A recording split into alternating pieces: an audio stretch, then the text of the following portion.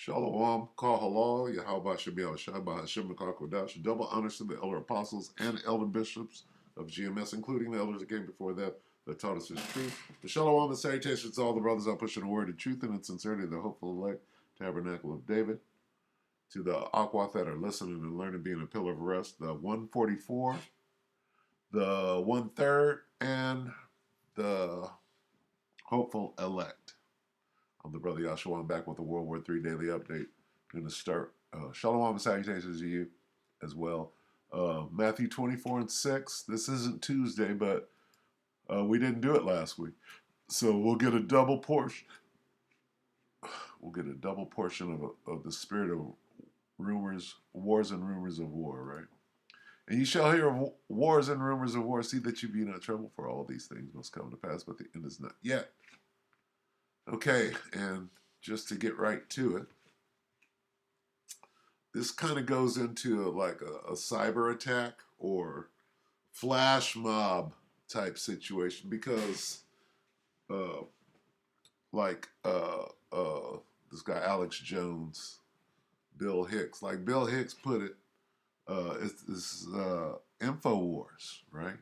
So you can use the internet and social media to round up a mob of people to come and get in the way of an operation if that's what you want to do, right? 49 minutes ago, this is the Duran where this guy invites this guy on, and they wax philosophical. So, morning Dagestan telegram brings angry mob to April. Now, morning Dagestan is a flash mob group that, can be rallied to interfere in whatever. What's this guy's name that pays people off, the billionaire? George Soros. If George Soros sends you some money, tells you to become a crisis actor for that day, this goes on in the Baltics. So check it out. All right, Alexander, let's do an update on Ukraine. And how about we start things off with what happened at the airport tonight? Obviously, this was, I don't want to say obviously, in my opinion, this was a setup. And you sent me an article from the Financial Times, which admitted as much, that this was a setup by the former, he was a former Duma member, I believe, Ilya Ponomaryov. Ponomaryov, there you go. And now he's living in Kiev, and he organizes these types of subversions. And from what I understand, he has some sort of hand in this Telegram channel, which has 50,000 subscribers, called Morning Dagestan, and they're the ones that got this protest together. And in Dagestan, they fell for it. They fell for it without realizing that this Telegram channel is not a pro-Russian nationalist Telegram channel. It's actually owned by Ukraine. Yeah. And so when the Financial Times admits as much, okay, they got Russia on this one. This was an interesting psyop. What else? And of course, Zelensky's tweet was already prepared. He had a tweet ready and waiting, and it was sent off. So, I mean, anyway, let's start off with that one, and then we'll talk about, because that's Russia and Ukraine there. And of course, you had the Washington Post article, or was it the New York Times Washington Post article, last week, which said that the CIA and the SBU are pretty much, well connected. So, what are your thoughts on that? Right. Let's start with Dagestan, because I think this is a big story. It's one that has got the Russians very, very worried and very angry. And you're absolutely correct that all the indications are that it was basically not. A major role in it was played by this particular Telegram channel, which is run from Kiev. Now, Ilya Ponomaryov set it up. He almost certainly, in my opinion, still runs it. I would say that he's told the Financial Times that he severed his connections to it a year ago. but that you have to believe him, and I'm not sure that I do, to be honest. So I mean, there we go. He is a well-known opponent of Putin, and in my opinion, I would describe him as a political hired gun. He's a hired gun for sale. The Ukrainians have owned him, and he now does what the Ukrainians want. Now, Dagestan is a complex republic. It is Muslim. It is in the northern Caucasus.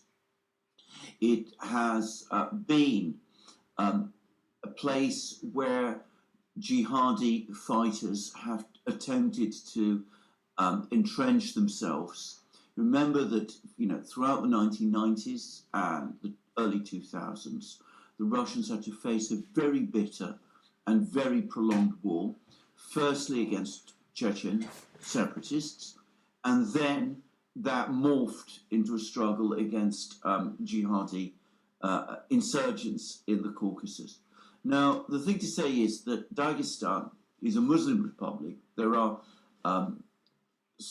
people there are very religious, as they are right across the Caucasus, but the jihadis discovered that they were not wanted in Dagestan, and when they tried to send their people into Dagestan in 1999, what they discovered to their surprise was that the local people actually took up arms and fought them, and showed that they were still supportive of, wanted to remain part of Russia. So it's a complex place, but there has been a long-standing belief in the West, in the jihadi world, if you like, that Dagestan is a weak spot for Russia, that you can create problems and a crisis there.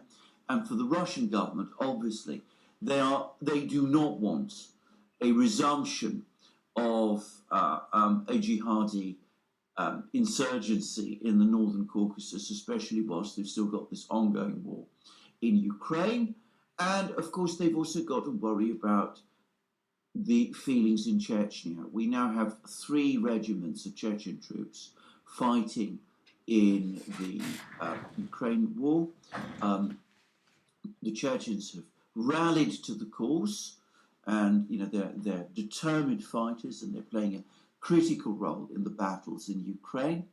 But of course, they're devout Muslims again, and you don't want to have situations in the Caucasus where it looks as if the Russian authorities are coming down hard on Muslim feeling in the Caucasus, and that might make some of those Chechen fighters doubt that they're fighting on the right side. So you can see that the Russians are very concerned about Muslim feeling in the Caucasus and about the stability of places like Dagestan.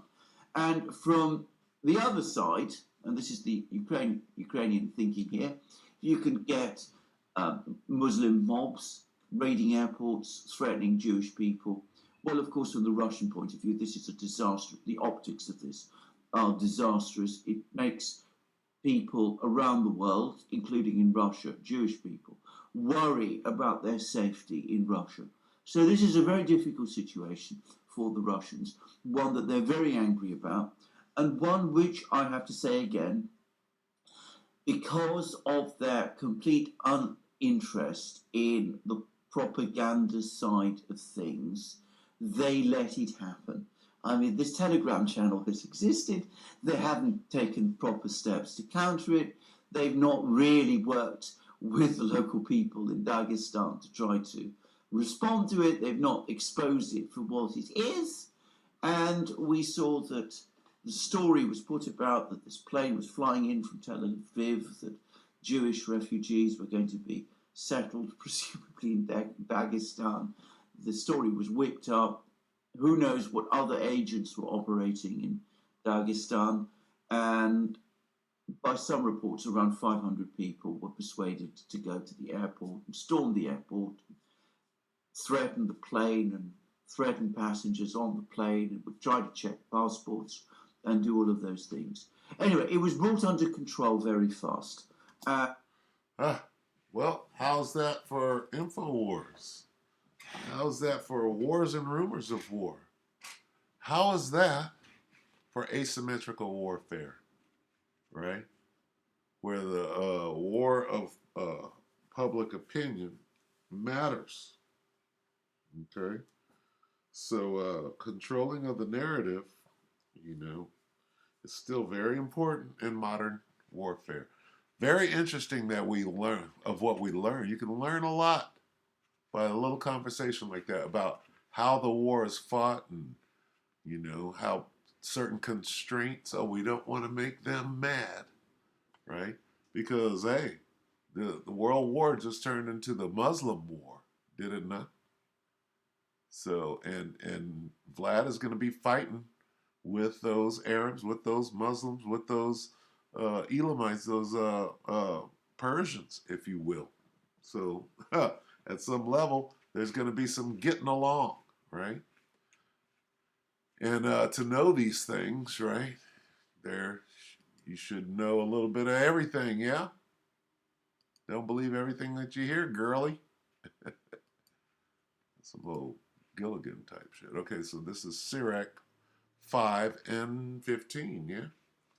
Be not ignorant of anything in a great matter or a small. And we're going to end it right there. We hope that that kind of brings a little focus to what may be going on the battlefield and what may not, right? Wars and rumors of war. We have to wait and see. So with that, we hope that the elector edified you brothers and few sisters. With that, we're going to say shalom.